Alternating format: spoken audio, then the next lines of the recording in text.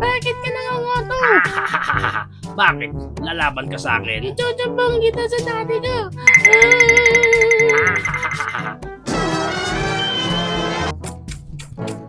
Siya ba yung nangutong sa'yo, anak? Daddy, kinutungan niya ako habang nakatalikod ako. Lagot ka ngayon. Bakit? Anong gagawin ng daddy mo? Gagamitan niya ba ako ng kanyon niya? Malalagot siya. Hindi naman. Ipapahiram ko nga sa kanya yung kanyon. Lagot ka sa akin ngayon. Bakit? Di ka naman marunong gumamit yan Alam ko kung paano gamitin to. Ganito. And ito na nga ang toy na re-review natin for today. This is the Transformers More Than Meets the Eye Megatron. And as you can see, ganito nga klaseng packaging. Meron siya sa harap. May window siya pero pwede mo makalabit si Megatron dun sa loob. Sa likod niya, nandun na yung pinaka-manual niya, yung transformation ni Megatron and yung dalawang mode na pwede mong magawa sa kanya. Sa side niya, picture lang ni Megatron. Sa kabilang side, picture ulit ni Megatron. Sa ibabaw, title lang ng Transformers Meets the Eye, and sa ilalim, barcode and stuff. Pag na-unbox natin, ganitong klase ang itsura niya ni Megatron. Check muna natin yung pinaka-details niya. Check natin face niya. Maganda naman at maayos naman yung face sculpt dito ni Megatron. Kuha din naman niya dun sa pinaka-animation ng More Than Meets the Eye. Okay, yan ang itsura niya. Sa front, ganyan. Sa side, yan ang itsura pa niya. At the back, maayos din naman. Although may mga kita na yung mga hollow earth niya doon. Pero still, okay pa rin naman for me. Yan, sa kabilang gilid. Yan. And para sa kanyang articulation ng head dito ni Megatron, na-rotate yan 360. Wala na siyang look up and look down. Yung kanyang shoulder pad na gagalaw din yan dyan. So may articulation pa siya sa shoulder pad. Pero dito sa kabila, medyo hirap kasi nandito nakaharang yung baril niya. And then yung kanyang Creed moments, arms wide open niya, wala nang gaano. Actually hanggang ganyan lang yung arms wide open dito ni Megatron. Kahit iside natin yung pinaka shoulder pad niya dyan, hanggang ganyan lang talaga. Okay, pero naro-rotate naman ng ganyan yung kanyang mga arms. And pagdating sa kanyang shoulder, maayos naman kasi pinaka-pin lang yung nagduduktong doon sa pinaka-arms niya tsaka sa shoulder niya. And as you can see here nga, pwede ka pa magkape dyan sa loob. And then, yung kanyang kamay, naro-rotate lang yan. Ball jointed naman yung kamay niya. Pagdating sa waist niya, wala nang any waist articulation. Pagdating sa legs niya, ang kanyang Van Damme splits, meron naman siyang Van Damme split kahit papano, pero hanggang ganyan. Yung kanyang high kick, mababa lang. Kanyang back kick, mas mataas pa yung back kick niya. And ball jointed din yung part niya doon, na pwede ka ulit magkape dito sa portion na to. And then, yung knee bend niya, medyo maayos naman. And then, pagdating sa paa niya, ayan, na-up and down lang ng ganyan. Yung iba pa niyang mga articulation dito or yung mga nagagalaw na part, itong sa likod niya, yan, pwedeng ganyan. And dito sa side din niya, na panel na yan, kasi sa mga transformation niya na yan mamaya. Yung plasma cannon niya dito, natatanggal yan. And yung plasma cannon din niya na yan, pwede naman niyang mahawakan yan mismo at gawin niyang bang-bang niya. Para sa kanyang transformation, first na gagawin natin is, tanggalin muna natin itong kanyang plasma cannon, ikot natin yung head niya, and then cover natin itong portion na to. Angat natin yan na ganyan. Yung pinaka shoulder pads niya dito, straight na natin, pag ganyan. And then, ikot natin yung kamay niya. Ganon din dito sa kabila, ikutan natin yan. Yung mga hands niya, pasok na natin dito sa loob, ganon din dito sa kabila.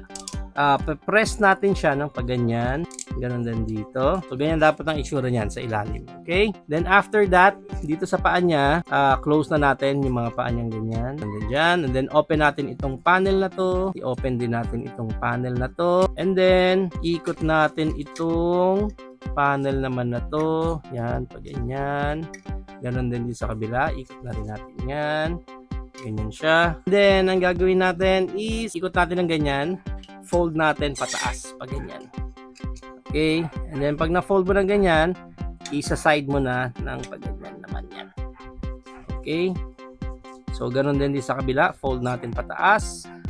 And then, iside mo na kaagad sa portion na yan. Yan. Kasi dito sa ibabaw, ito dapat yung mag-meet naman. Ayan, meron siyang peg dyan. na itong dalawa magbi-meet ng ganyan. Okay, and then dapat itong sa may pinaka-legs niya dito, so dapat mag-limit itong leg niya na to dito sa kabila. Yan, magpe-peg naman siya, dapat. Yan, okay. So parang ang pinaka-security ng portion na to is nandito sa tank turret niya.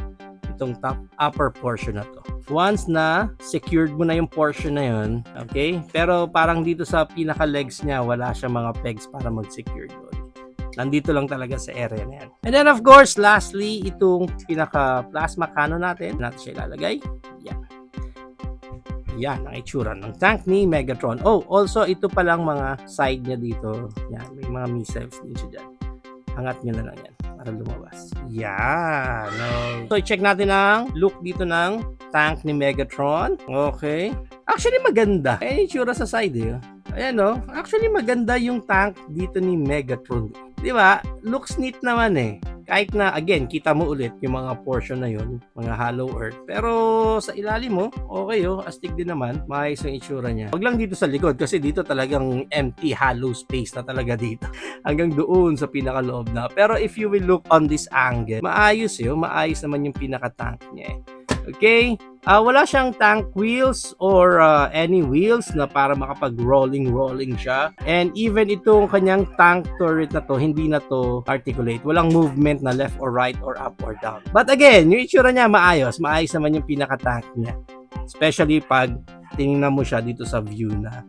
Now, para sa height ng Megatron natin dito, ang height niya is around 7.5 inches siya. And ang maganda niya, nag-compare pa natin siya sa iba pa nating toys tulad ng ating YOLO Park AMK series na si D16/Megatron, Blocky's Transformers 1 D16, Jinbao Megatron, and YOLO Park AMK Pro Series Megatron. So yan ang ating high comparison. If you are planning to buy this Megatron, ang price range niya sa mga local toy store natin is 699 pesos. So there you have it now guys. Ito na ang ating Transformers More Than Meets the Eye Megatron. What do you think of this Megatron? Is it a go for you or a no for you? Whatever thoughts, please comment it down below. But for me, I think this is not for collector's item na masasabi mong maganda itong maging part ng collection mo. I think kung pang-regalo mo sa mga chikiting mo or sa pamangkins mo or sa pag-exchange gift or sa mga birthday, sa mga bata, I think this Megatron is solid enough para matuwa yung pagbibigyan mo ng Megatron. Aesthetically speaking, maayos naman yung itsura dito ni Megatron, especially dun sa tank mode niya. Sa alt mode niya, which is yung tank niya, yung pinaka strong point niya. Although, pagdating lang sa pinaka-articulation dito ng pinaka-toy natin ng Megatron, medyo limited kasi siya, especially pagdating doon sa tank mode niya, na wala na siyang ibang pwedeng gawin kundi naka-tank mode lang siya kasi hindi rin pwede magalaw yung pinaka-tank turret niya. Pagdating dito sa articulation ng robot mode niya, seems like lagpas naman sa basic. Ang medyo mahirap lang nagkaroon ng limitation dahil sa mga armors dito ni Megatron. Maayos naman, and kahit papano nagtry sila na maging maganda at maayos yung articulation ng toy na ito. And I think nakuha naman nila kahit papano, at least nabigyan nila tayo ng maayos-ayos naman na mga articulation. Medyo downside ko lang talaga sa laruan na to talagang empty inside si Megatron.